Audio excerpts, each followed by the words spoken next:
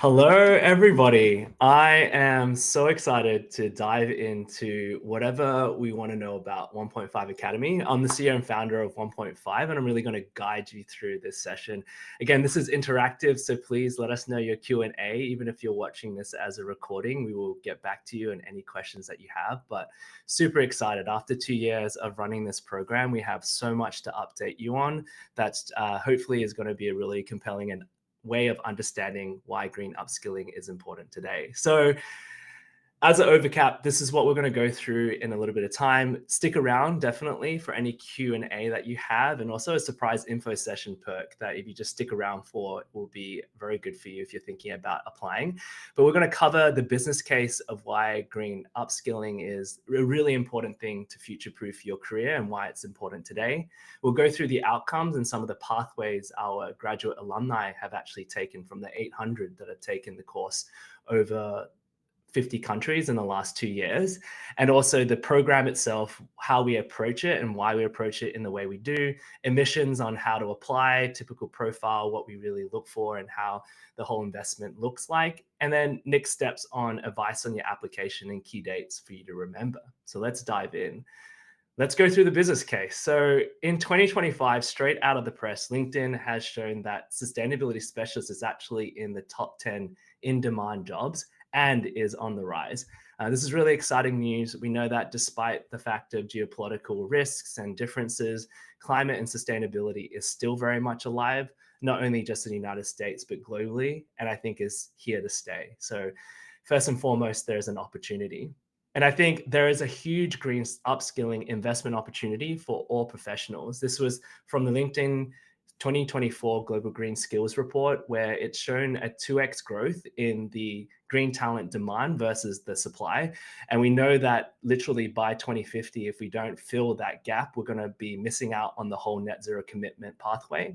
Additionally, we're seeing 60% of top jobs starting to require green skills like technology, information, media industry, really driven by AI. And so we're seeing more integration of these green skills into existing roles. So even if you don't have sustainability in your title, we're seeing more and more needs of green skills within role descriptions in top jobs. And it makes sense as we see green starting to embed itself into the workforce. And finally, getting a green skill from LinkedIn's perspective from a global level increases your hiring rate by 55%, whether you have a green skill or the title. And in the US, it's actually 80% higher. And so there's a lot of power in being able to upskill on green skills to actually improve your whole career trajectory and future-proofing it for the future. So there's a huge opportunity that's being undertapped. And great thing is that we actually recently, after 2 years of working on this bootcamp style approach, we're actually referenced within the Global Green Skills Report in 2024 with Laurel, who actually got upskilled having climate tech sales, learning our program, and then moving into climate tech sales. And from her own voice, just really getting that skill set allowed her to actually transition her functional skill sets there. So it's really great to have that feature with LinkedIn as like an option to get upskilled within the sustainability space in our program. So we were so excited by that. And that actually led to our combination of our research alongside with LinkedIn, BCG, Microsoft, and our own workbook. We started to think about what are the top green skills that a sustainability professional needs that is sought after by organizations in that whole plethora of the opportunity that I talked about. Like, how do we have these skills and how they recognize within existing roles and also within sustainability roles? So this is what we're going to go through. And I think this is skills taxonomies and knowing how to actually fill them within the work. However, how do you even attain any of these skills? We know that academia is theoretical and outdated. From my own experiences, I think academia can be good for policy and the sciences that are a bit slower moving. But when it comes to practical skills in demand, they can be theoretical and outdated. We also know that online content, although some tends to be taught by practitioners, a lot of it isn't, and they actually haven't done the work that they're teaching. It could be like a scenario of a sustainability report, but did they write the report? And also programs don't really provide enough hands-on experience. If you think about the real world is you do the work, and that's actually how you actually gain the skills. And you need to do the work with people who actually have led and done that work before you. And so what ends up happening is that many professionals get left out of the climate workforce and these opportunities that I talked about. And so that's where OnePointFive Academy comes. OnePointFive is not only a training firm, we're also an advisory firm, and that's key. We actually have a whole team that has 60 years plus of combined experience on sustainability, as well as completing over 100 net zero projects. And I think that was the key of it. We developed the academy from actually doing the work itself.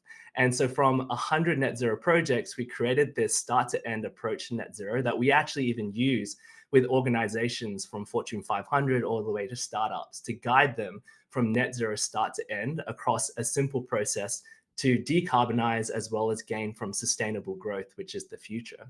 And that ended up turning into this mapping exercise of realizing that actually within our approach, we're covering these top in-demand green skills through the programmatic things that we're developing. So not only is it going to tell you a pathway of how to guide an organization from start to end on net zero step by step, but also overlay the skills that you actually need that are in demand, whether you have sustainability in your title or not. And this is our team behind it. It's not just myself. We have really practitioners who have worked in the field for many years. We also have our graduate alumni who come back as teaching assistants, also our associates and senior associates that work on the projects that we do ourselves, and a whole programming backend team to really support you.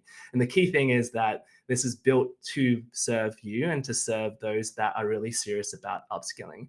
And you're not alone. We have now over 800 within our graduate professionals network, and we kind of call it a professional network because the journey doesn't end just after the 8-week program. We believe in further upskilling and the network effect of having like a tribe that you can continue your work and life with, that you can learn from, you can get help from, you can provide support to.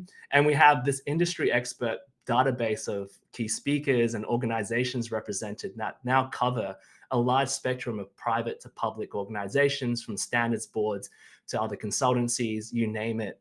It's been a long, well running, and that we have these insights for you to share. So let's just dive into the outcomes. So what are the outcomes of the program? Why should I care? Well, starting first and foremost, we survey every individual who starts our program before and after. And the key thing that 100% of them have noted is that they gain 2x confidence to advise by actually doing our program in these key green skill areas like net zero strategy and decarbonization. We have GHG accounting and life cycle assessment, reporting and disclosures. If you don't know what those are, that these are the key skills that we start to demystify within the program itself. And that doubling up of confidence to advise has really shown this skills-based program, which I think honestly should trump these academy-based or academia-based programs. And so the key part of my own personal story was that I did a Master's of Environmental Management at Yale University. Sounds super fancy. I really appreciated the experience, but when it came to skills-based learning, they didn't have a GHG accounting course when I did it in 2020. And those were really applicable in industry.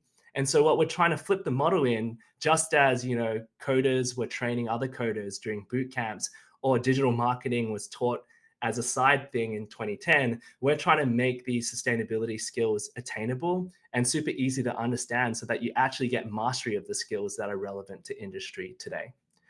So what are these pathways? And I hope that you can find your own pathway here and insert it here as you journey into the academy. But we have 5 different ways that our academy alumni have used the training to be able to apply it within their careers.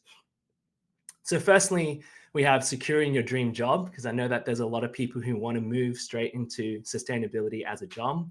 We have transitioning laterally or internally within your company's sustainability team, which is a really strong proposition given you know the business case. We also have functional experts that are upskilling and then shifting into a climate role.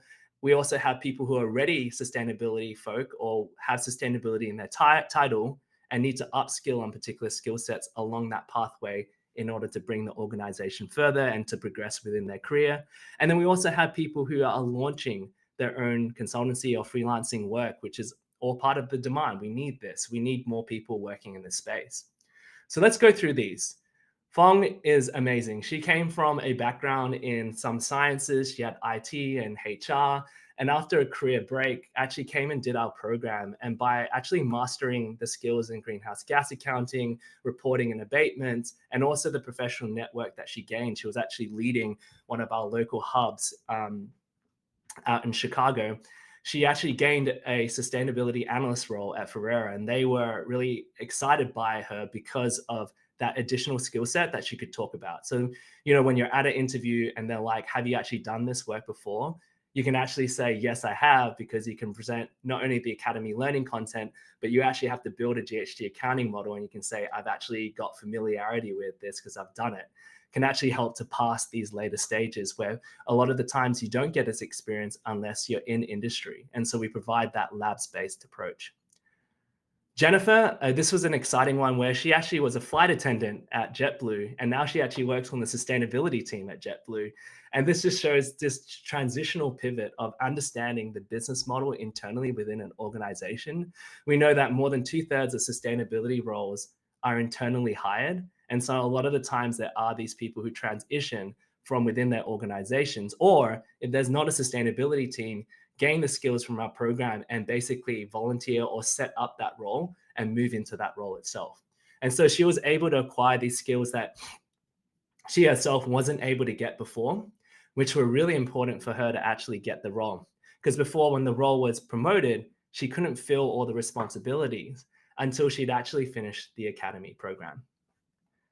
Then we also have Matt, who was working as a cost engineer at Nike. I think this is really exciting because Nike does have a sustainability team, but by going deeper into the green skills that we taught through the academy, he was actually able to get a cost engineering job in a climate focused organization. So we're seeing a lot more of this focus on functional skills, like what does green skills or sustainability skills mean for a marketer, for a procurement manager, for a sales manager. And this is actually an interesting case that these skills can overlay into your domain expertise that allows you to actually intersect what you do really well within a climate role. And so this is really cool where not only Matt did this, but Laurel, who was featured on the LinkedIn Green Skills Report, she did it from like tech sales to climate tech sales. And so we're seeing this huge rise. And even though he doesn't have climate in his role title, he's working for a climate focused organization using the skill sets he knows best by leveling up with our program. We also have Sarah, who is actually a sustainability manager coming into our program. And you might think, why the heck would they come into our upskilling? Well, we have a lot of people that are sustainability professionals, but they don't know the full spectrum of how to bring an organization from start to end net zero. They're like either learning on the job or they only know one sliver. And so our academy became the perfect space for people to be able to get that upskilling, to see the wide spectrum of start to end so that they can draw people across. And I think the great thing was Sarah learned these skills because she was asked to do GHG accounting, and she had to learn it on her own. It was very time consuming. And then she became the expert in-house, but then wasn't able to have the capacity and capabilities to expand her work. So by actually giving her the skills, she was able to lean into that leadership and confidence, drive forward the changes. But also we've had other people from our organization come in and do our course, and you start to build that capacity in the organization that then allows a whole organization to move forward. So this is progression within how do you get from a sustainability manager to director by getting upskill. Then finally, we also have other people who are working on their own consultancy or freelancing work. So this is the cool thing. It's like we need contractors out there, people who can tack on their expertise in bespoke ways. It's very clear that sustainability is a project-driven field. So you don't even have to necessarily quit. You can actually contract in. And this is a cool one about Adam. We've also had several other who actually launched their own freelancing shops or kind of expanded their own consultancies to meet needs from HR onwards, like Jenny, who now uses HR, upskilling into climate. Adam did that through marketing and was able to use his knowledge to not only confidently communicate sustainability initiatives, but also gain clientele. And I'm loving these questions coming in. I definitely will answer them as we get to the back end. And then our alumni are applying their skills across the workforce. So we have so many more stories across all parts of industries and sectors. And these graduates also support one another, which is the cool thing on our platform, where you can reach out to folk who are working in pretty much any industry and most organizations out there to get their advice, and also to be able to also give and take. We love this idea that the community is serving one another. We can do so much more together. And the whole point is, one of the things that is a key value proposition is the access to industry leading carbon management tooling. So we actually have educational licenses to Change Climate's B tool, which is a software tool used for carbon management with some of the top brands around the world. And so if you're coming in to learn, why would you be learning in old systems? We need the tools that are getting applied in industry today. And so I think a lot of our folk really love the idea that our training is done not only on modular learnings, but the labs itself are built off real case studies that we've actually done as 1.5. And that's the key. We actually completed the project. We just sanitized it for the lab, and then we're able to tell you the nuances of what actually happened. But then we're also using these tools that we use in industry to measure greenhouse gases, but also build decarbonization pathways for organizations. So there's a lot of the hard work we've done on the back end to be able to bring in these industry leading tools. So in terms of the program, what is the program and how is it structured? And I will kind of explain it as we go. And so this is our pathway.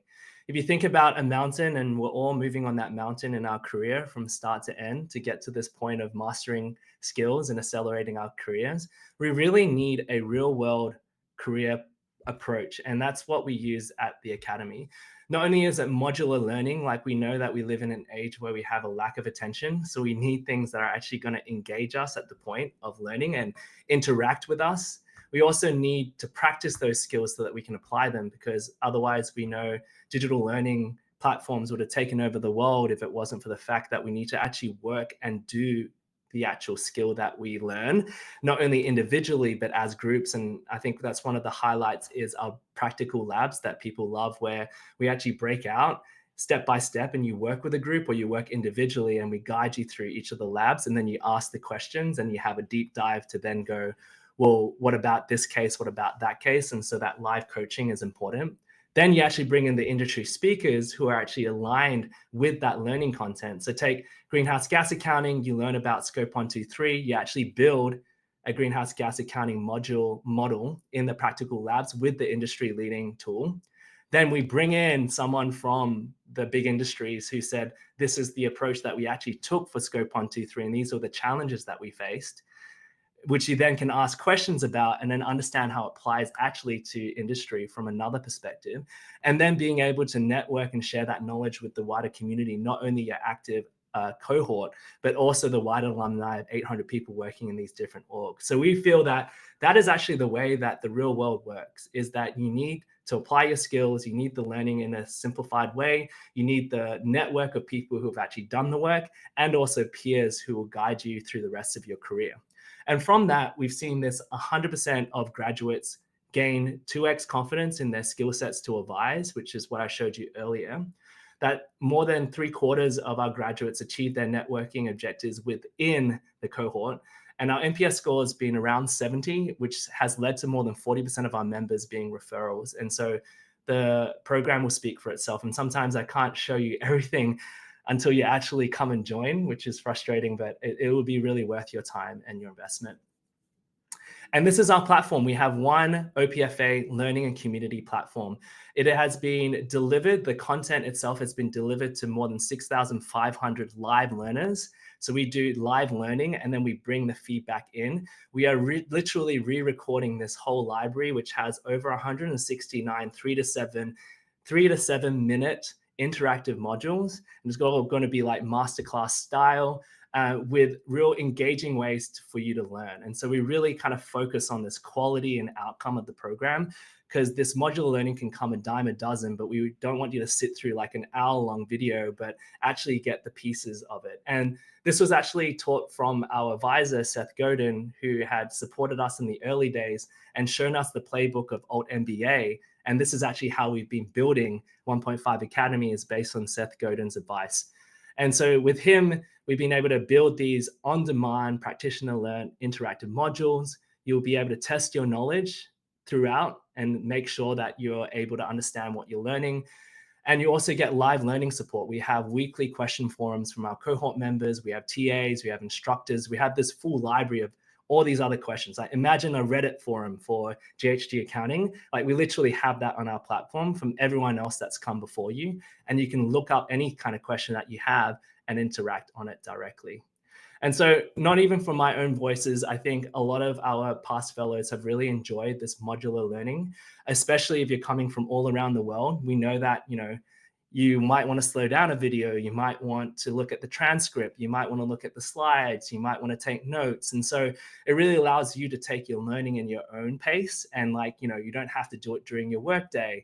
You can find when it works best for you. Maybe you're like me and you want to watch it in 2x speed because you can absorb the information faster, but maybe slow it down in areas. So, we've gotten a lot of great feedback. We even had one Academy member who built the Cambridge Circular Economy certificate course, saying that she really loved our course for the practical nature of how well it was designed. So that's our modular learning. Then we have our practical labs, and keep on asking your questions. I'll get to them at the end of the session and go through them for what's not answered. But the whole point is that we bring our real world case studies into every single week of our curriculum. Like we have done projects, as I mentioned, across the full gamut of net zero start to end. And one of the best pieces of feedback we've gotten from our Academy graduates is that the people teaching you are the people who actually did that project and can actually give you any kind of question that you have because we probably have had it from our clients itself.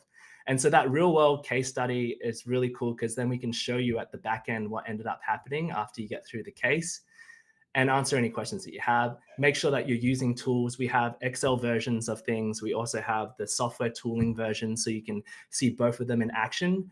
And then our instructors are our leading consultants in our organization. And the TAs have actually gone through your own shoes yourself, and they go through your breakout rooms and support you. And so these labs, I can't overemphasize or underemphasize how big they are in terms of what they can achieve. And that's what we really focus on with Seth Godin's advice, is that live teaching and doing the labs is where you gain accountability, but it pulls you into the real world. Real world is when you actually do the work itself. And here are some of the speaker highlights. We've had over 40 industry speakers in the last 2 years. And here are some of the highlights. Seth talked recently to our community. We've had the head of ESG from Nordstrom, CSO of Starbucks. Even in the upcoming cohort, we haven't fully announced it yet, but we have the head of sustainability from Allbirds, from HSBC. Close behind, we had the co-founder of Patagonia, the head of the ISO Environmental Management Committee. And you get access to all of these speaker recordings, by the way, as a member to be able to learn from them. And we're trying to use AI to sort of pull some of the insights to make them easier to ingest. But there are so many people that you can learn from, small, medium to large organizations to the actual standards developers. So you can hear it directly from the source. And so those two things will happen is one, within the cohort, you'll get your own live sessions. And these are proper sustainability practitioners and executives that have been really curated because they've actually done the work. You'll be able to ask questions from them, but also it'll be followed by like a podcast style panel or fireside, meaning that one of our instructors will really help to guide the learnings based on what the questions are specifically from that cohort. And you'll be able to then ask your questions and network. And then the speaker insights will be connected to the skills that you learn on that particular week. And I think that's key because that's how we're trying to design the program, is that you learn the modular learnings, you do the work, and then you hear from someone that's done it, and then you network with a community. And that is the real world. And so with that, not only the live sessions, you get access to the speaker recordings. And as a graduate, you get invitations to every single future industry speaker. So you'll have more and more insights coming your way throughout the years that you stick around with us active on our platform. And that's a great way to say that, our learning and community platform is all in one place. We have an app, we have a web platform, and it's a place where our members and graduate members can basically get their own exclusive networking, speaker events, and peer support. But it also allows you to have your immediate professional network across 800 members across 50 countries. And a lot of our members really enjoy it. We're finding more and more ways to interact with people, but that repository is kind of key to be able to gain access to others that have come before you. And this global network is growing, and we have a very large amount of diversity, which is really exciting for me because my own personal story is that I grew up in Australia and struggled with my own cultural identity. Went to Asia to try to learn the language and learn more about my culture because I dealt with, I guess, a lot of racism when I was growing up.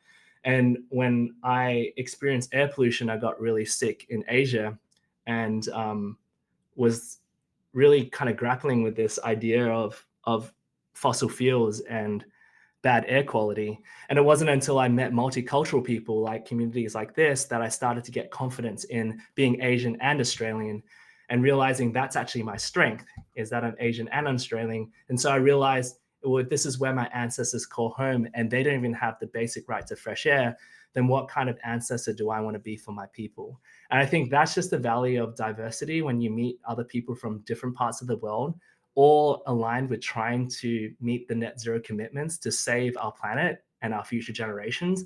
The better the diversity is, the more we can actually holistically understand the problem and have empathy for this global problem. It's not just a country or city level, it's our whole world that we live in as one. And so this is what really inspires me about how the alumni across different countries and local hubs that we have now set up, from Mexico to Africa, across the US and Europe, really represent what the world looks like. And I don't think many other communities can exactly say that. And that's what I'm proud about. So jumping into the weekly schedule, you'll get me on this pedestal of just like talking about stories all the day. But what is included within the scheduling? We have designed this over and over and over again because we want to make sure that this is doable for working professionals. But if you want to dive deep and go this full time, you're more than welcome to. But the whole concept is that we really want to build this for professionals who really are serious about their careers and wanting to apply this in the roles that they are either going to build for themselves or move into. So we keep our live sessions really around 5 hours a week, which we feel is very, very doable for anyone that might be a working professional. The good thing is that if you actually can't make some of the live sessions, all of it is recorded and recorded in a way where you can catch up. So I don't know, say that, on 1 week you have to be out for a Tuesday and Wednesday, you can actually catch back up on that lab and we'll give you all the instructions, even short videos about how to get going. Or if you can't make a speaker session, but you really want to see it, it'll be up there literally the next day. And so that's the real great thing. The async content, as I said, is done on your own schedule. It's around 2 to 3 hours because of the quizzes and things, but depending on how quickly you watch it, it can be a lot shorter. And we also make sure that we kind of create break weeks so that you can catch up. And so really, at the end of the day, we really try to keep it as flexible, but as impactful with the live cohort experience as possible. And so you'll never have FOMO because all sessions are recorded. And so you can keep on track even if you fall behind. And then over the kind of the 8-week process, you'll actually have looked at over 30 hours of content and interactive quizzes and had more than 24 hours of practice. Now that's insane. And that kind of practice itself will go on. Honestly, we've seen the outcome of putting that practice for those skills being so invaluable in your career after the program. So having that accountability and that commitment is key. And so this is what it looks like across an 8-week process. We designed this over and over again after almost 6 cohorts. We're coming up to our 7th to really give you the right spacing to be able to feel like the experience is really paced out, but also value packed. And so we start off with our onboarding week where we get you upskilled on all the platform, the tools, the networking. Then we kind of set you off on this 6-week kind of journey of learning. And we give a special break week between weeks 3 and 4 so that you can catch up, because we tend to find people might fall behind. And so it gives you an opportunity to refresh your memory before you go into the next section. And then we always bring in great graduation speakers who then can come in and tell you what's next. And so this has been really intentionally designed for you. Awesome. And this is what it is. It's grounded in practice. So how do we approach this? Well, we have this net zero start to end process, over 100 projects that we develop. And we wanted to make it super easy for people to understand, because if organizations can't understand it, then individuals won't understand it. And so here's actually what you will learn. So from week 1, We go deep into the history of net zero. We really need to understand the science behind climate change, the history of not only the things that happen from the oil spills to the rise of TCFD, to why net zero even set up and how it relates to other movements that have occurred. We also need to understand the core skill sets for a sustainability professional. I mentioned some of them at the beginning, but what does this actually mean for a non-sustainability title person? Like, how do I understand how these skills overlap with my existing or new career aspirations? And then how does an organization even set a science-based target, and also bringing in the policy and justice lenses? Following this, greenhouse gas accounting. Like, how do we, it's like financial accounting, but for the environmental impacts of an organization, not the financial impacts of an org. And this is really important because there are thousands and thousands of pages of information out there on GHG accounting, but no real clear ways just to explain it step by step. And so we've gone through this by multiple different projects in scope 1, 2, 3. We break it down into simple component parts, explain how to calculate things on each individual level, understand what it means for one organization versus another, the different methodologies that you use, the different emission factors that you apply, the activity, the money that, the monetary or activity data that you might need, what organizational boundaries are, like all this stuff, just to make it super simple step by step. We've actually had some of our professionals, actually a lot of our graduates, refer back to our materials when they're out in the industry to do the work, because it's been that handy for them to just see the simplified reference material. And then you actually have to build the model itself. And that's what I'm excited by, to then know how to build decarbonization. Then we go one level deeper and say, well, what about product level emissions? And this is life cycle assessment modeling, where we need to understand like what these things are for the full circular economy. Like, how do you design products to be green? How do you actually measure their life cycle assessment? Then we go into the reporting and disclosures, which is big news this year. We know that this is going to be the core part of pushing forward from CSRD to the California regulations to the TCFD, you name it. There's so much content out there again, but nothing that actually explains a breakdown of, if I'm this organization, what do I do? So we've built all of these driver trees and issue trees to sort of like show you step by step about how to know what jurisdictions, what reporting, what is relevant for which company, to really make it easier for you to understand and advise other organizations that you work for. So we cover all of that. And then we also go into decarbonization, which is marginal abatement cost curves, and how do you actually find the financial return on investment, but also how do you decarbonize the whole spectrum after you've done that? How does it relate to carbon tax? How does it relate to an internal cost of carbon, insetting versus offsetting, the carbon markets? We really covered that out. And then finally, we go beyond net zero. So we need to understand career pathways and skill sets, but also how do we just set up a sustainability initiative or project from start to end?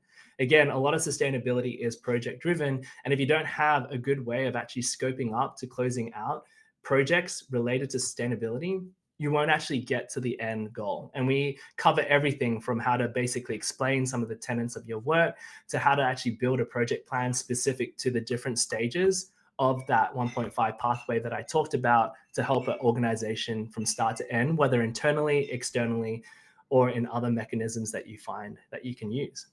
And so after all 6 weeks of that, going through the modular content, practical labs, industry speakers, and community networking and peer learning, you'll get a certification or credential that you can share on LinkedIn from us. And this is getting solid brand recognition now. We have over close to 12,000 followers on our LinkedIn and 800 other graduates that are in your same shoes, pushing this out there. And so it allows you to one click, put that as your license and certification, single links across, and hopefully you can insert your name here. It's really a way to actually showcase the skills that you have, and not only on LinkedIn, but also on your CV and resume. That hopefully helps to build your career and recognize the hard work that you've done. Again, it's after the graduation assessment that you do.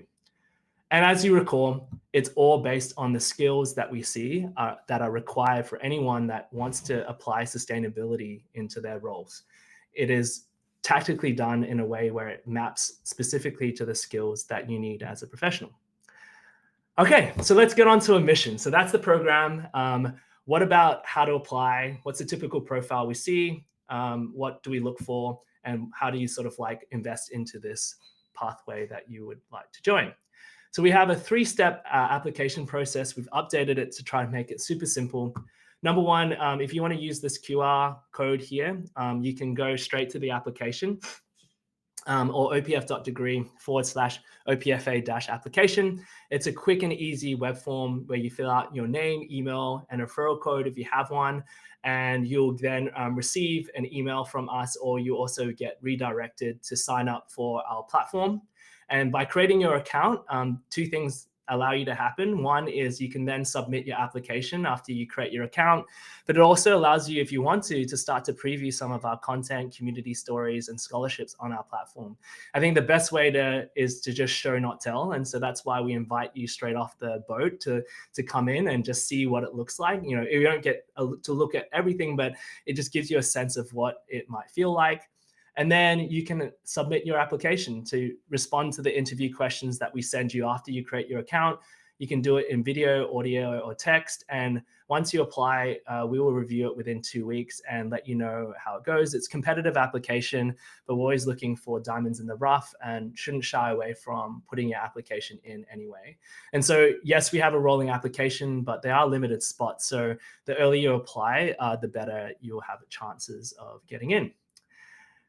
And this is the typical profile. So you can see that we might differ from other programs. We tend towards being professionals and shouldn't be a good or bad thing. We've had some, undergrads and early grads like apply. So don't let that, make you fearful of doing this if you're on the younger side. And also on the older side, you have people here.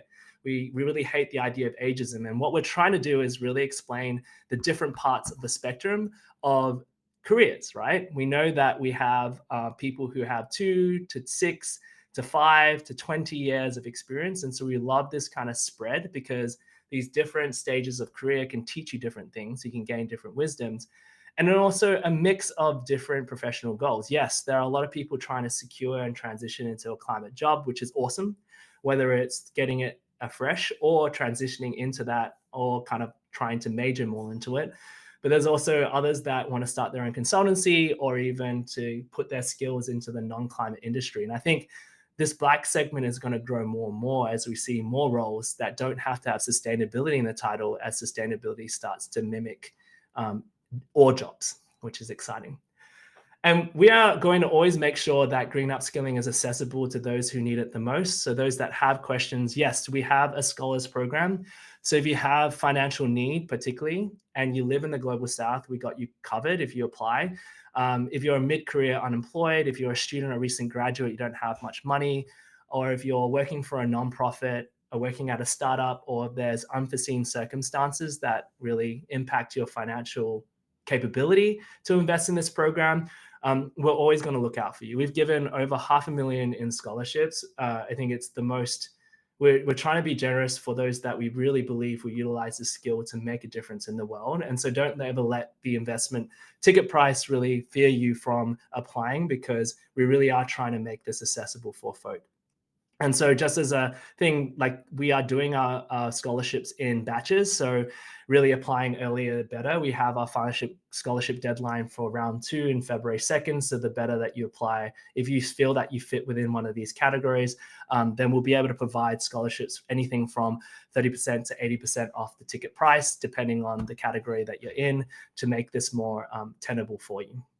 And if you're wanting to know, yes, the enrollment fee, if you're accepted in competitive application, is just under $2,000, but there are payment plans and needs-based scholarships, as I said. And if you just compare this with a master's program, like my master's program was like $35,000 or something, at least, if not 40,000 plus. And even certification programs are like 4 to 5K. Like, we're really trying to make this as valuable as possible for you. We'll meet you where you need to be, but there is a huge opportunity by upskilling that we've seen people already being able to get jobs, if not get pay rises. And it's really trying to make it all work together in order for this ability for you to master your in-demand green skills and accelerate your career. So we make this super exciting to try to make it as valuable for you and a lifelong. I think that's the one thing that's not shown, is that once you graduate, you stick with us for life. That's our goal. Our goal is to continue to add value for your lifetime. So it's this lifetime access to hopefully a community that rides with you all the way through. And so what are the next steps? We have a surprise for those that have stuck around to this point, and I'll answer these questions that are getting filled out here online. So number one is if you stuck around for the info session, you can actually apply now with OPF-info as your referral code, and you can get $200 off your tuition. I think for those that are serious and have sat through a session, which I know is not easy in this day, you deserve to get something. And you would be the serious people who would really want to look at in terms of application. So even better, if you did OPF-info, we know that you've been seriously watching this info session, and I think that will help with your application as well. So hopefully that's a win-win for you. And we have a whole application support team behind that will look at your interviews and get back to you within sufficient time. So again, go through that. If you can't find it, just go on our website, go to Academy, and you'll find the application pretty quickly. And so these are the next steps. Secure your spot early, boost your chances. Our spaces are limited and they feel fast. We do advisory work. So, we're not just a pure learning management company, but we really believe in the impact that Academy can have. Our final application is in late February, but the earlier you apply, the better, starting in March, which is our cohort 7. We also have cohorts in the summer, and also in October. So if you are wanting to think about different timing and this timing doesn't work, you should still apply now. But then you can also on the track if you want timing to be better at a different spot if you also get in. And so tips to make your application stand out, because we do get a lot. Don't overthink your application. Your authentic story and experience and background matter the most, just like what I shared with you. Highlight why sustainability matters to you. I think we really want to make sure people are going to use the skills that we train them with, right? And how do you intend to use it? And we'll hopefully be able to share you that. And then how OPFA really fits within your career aspirations. We really want to make sure that this becomes something where we can help to feed into you and that's the right fit for you, to make sure that it's worthwhile your time. Cool. So with that, I'm here to answer some questions to finish this up. So I'll scroll back down and then see what we have. Cool to see people from California to Brazil. Great. So this question from Katie about, does OPF offer single topic courses such as GHG accounting, LCA alone? Yeah, so as you can see, that was offered out into 2 weeks of content. So week 2 and week 3 cover GHG accounting and LCA, because we cover that around the measure and analyze stages. The exciting thing is that we are actually working on deeper dives into GHG accounting and LCA courses that will give even more depth of information for those that want to go dive deeper. I think the other thing that we didn't mention fully was with the Change Climate Project, we actually have 40 slots where our graduates are able to gain real experience with a real company by working with them on a GHG accounting project. And so we've seen some of our graduates want to go further and actually work with a real company to add that on their resume. We also have that opportunity for you. Okay, I want to know what the experience of non-Americans so far with the program, what kind of outcomes do you report? Andre, this is a fantastic, fantastic question. We actually have a Global South blog. Maybe Denise can bring it up, but we've had some really, really cool stories all the way from India to Brazil, all around the world. One story that kind of jumps out to me is one of our alumni from Kenya who actually came and found out about our course through LinkedIn. It was crazy. He was a Global South scholar, so he got needs-based scholarship to come and join. He actually learned the skills and courses and started to present his learnings online. He was able to actually lead an organization's net zero goals and actually educate them about why net zero actually matters for an organization that cared but didn't understand. So not only did he educate an organization and lead that effort, but he also promoted a lot of his skills, and that ended up leading to several other people who applied for our program from Kenya that then started to create this ripple effect of this local hub within Kenya where they were graduates but actually wanted to start to work more in sustainability. So it had the ripple effect on organization, individual inspiration, and then leading to community action. Cool. Amazing. And yes, this is recorded. Yeah, so this is a great question, Gabriel. We have actually local hubs and we're re-engaging them. The other day I was just in Phoenix and then I caught up with all the graduate alumni there. So we have 15 local hubs and we're finding ways to re-engage them. And so if there's enough critical mass or one of our graduates wants to volunteer, we give them all the resources they need to be able to organize in-person networking. Definitely in our bigger cities, we're trying to organize more and more. So that is definitely something we think is important. But if all else fails, we are building more virtual networking opportunities, and we always see like a good amount of alumni join our speaker events. And so that's an absolutely important question. And it's always one, it's always a bit tricky, but we have that whole database and we're figuring out ways to engage folk. Cool. Amazing. Great. Was there any other questions? I am really excited about this coming cohort and just the upgrades that we're doing. So if folk don't know, like a lot of work goes behind the scenes on this. I've been working weekends and nights with my team, but the way that we're re-recording the modular content, I think is going to be amazing. I think we've upgraded not only the quality of the content, but just how you receive it. And that excites me because, people just don't have the attention span and Zoom fatigue sometimes. And, social media is just so tuned in to like gain our attention. Cool. Oh yeah, great question. So have any alumni joined our OPF team? We actually not only hired several people. So Akil, who's actually working on the Academy, he did Academy cohort 1, and now he's an associate at 1.5. So we live and breathe our work. Our marketing manager was actually OPFA cohort 3, I believe. And then we hired her into our marketing manager role because then she understood it, and she actually helped to put these slides together. We also had almost several others that have joined our teaching assistant network. So we've had half a dozen who've come back and we've paid them. So we have like a teaching assistant kind of like small contract where they can come in and actually teach, and then they can put that on their experience. So we've had that happen. And then we're actually working on a couple of consulting projects with some of our graduate alumni. So that actual work is being really exciting, even with the Environmental Defense Fund on some work we're doing. We've got one of our graduate alumni and so on and so forth. So it's really cool that we can see that. Yeah, Isabel, yeah, Isa was an Academy grad. So we live and breathe that for sure. And yes, and the GHG accounting projects with the firms you mentioned, yes. So this is a good point to note. This Academy that we have as an 8-week program is not only what we're building. There's so much more that we're building. I can't share it with you yet because it's not fully baked. But we literally have a group of graduate alumni right now working on we call it Solve for Climate, a real GHG accounting project for a company. Like right now, we're hoping to facilitate that. And that whole thing will turn into its own deep dive GHG accounting training. So if people want to go even deeper in GHG accounting, or they want to go deeper into soft skill, sustainability, leadership, change management, and comms, we're going to have these like deeper dives that are going to be forming as they come. And so we'll be hopefully able to announce that through a community town hall. And yes, because I totally understand GHG accounting is tricky to teach in just like a short number of hours, but I think for those that want to go deeper, they can. Cool. You've been already accepted. So yeah, if you've been accepted into the first batch and you can go ahead. Yes. Yeah. So that's a good thing to note is that you should really apply if you're interested at all to do the program. Things may change obviously in the future. And we want to try to keep it as accessible as possible. Your best bet is to apply and then sort of like go through the process, lock yourself in, and then ideally go through the cohort that is upcoming.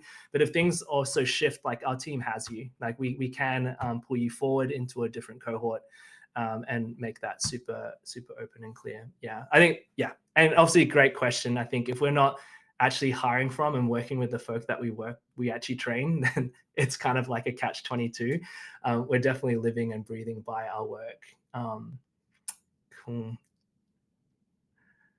Awesome. And I'm excited also this coming cohort for those that might be interested in what topics we're going to cover. We're actually going to already have a GHG protocol come back in. So we know that everyone's waiting for the Scope 3 standard updates. And for those that are familiar with the food and ag space, we have the forest and land guidance, which we're waiting for, which is how do you build in nature-based solutions, regenerative agriculture, carbon removals from nature into GHG accounting statements. So we'll also try to be bringing in the folk who actually have been building the standard, because we really want to know how to push the realm, not just learn what's currently happening, but what's coming and how do we actually push organizations to go further. So that's something that I'm really excited by as well.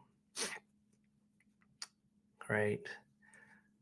This is awesome. And so if you guys know people that would be really interested in this program, like do shoot them like my LinkedIn, shoot them this info session, and spread the news. We're always really excited to meet the folk who do the work. And also we have an engaged community out there, not only in LinkedIn, but also on our platform. And so hopefully we're able to also spread the word on any kind of questions that you have. These are super helpful for us to make this much easier for people to interpret and understand.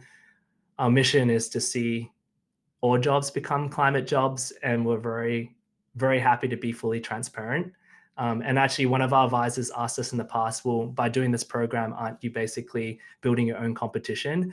And I said, well, that defeats the purpose of what sustainability advisory firms should be doing in the first place. If what is secret sauce is kept secret sauce, then how can anyone make progress? What we should be doing is rising the sea level of everyone's competency so that, yes, they can apply their skills in their job, in their role, and then force the advisory work to be more specialized or the harder to do things. Otherwise, we will never meet our net zero goals. And so we're very hot take in that sense that we really want to lead by example in a world where this information should be out there. It is so that we can run the program and train people who are really kind of bought in. That's why there's that investment for people to come in. But it's really about how do we build up the skill and the workforce that really is serious about making net zero a future. Awesome. Yeah, we're excited to see your application as well. Yeah, this is super, super cool. We were working all night and across the weekend on building these slides, but it was because we felt that we really wanted to just represent as much as we could about what it feels like. So as you go through the process, just let us know if you have any further questions. But I'm like super, super excited to see your application, hopefully hear your stories, and actually, connect you with folk who have been in your shoes. I hope that you saw one story here today. And if you just tuning in now, like go back to the start and see some of the alumni stories. But, I used to work even personally as an oil and gas management consultant. That was my personal story. And I was really pulled into that just because of poor mentorship, poor student who didn't know better, and people like your engineering skills would be great for oil and gas. Saw how the sausage was made and felt so depressed and going, how do I even change my career when I'm literally doing the opposite of what I want?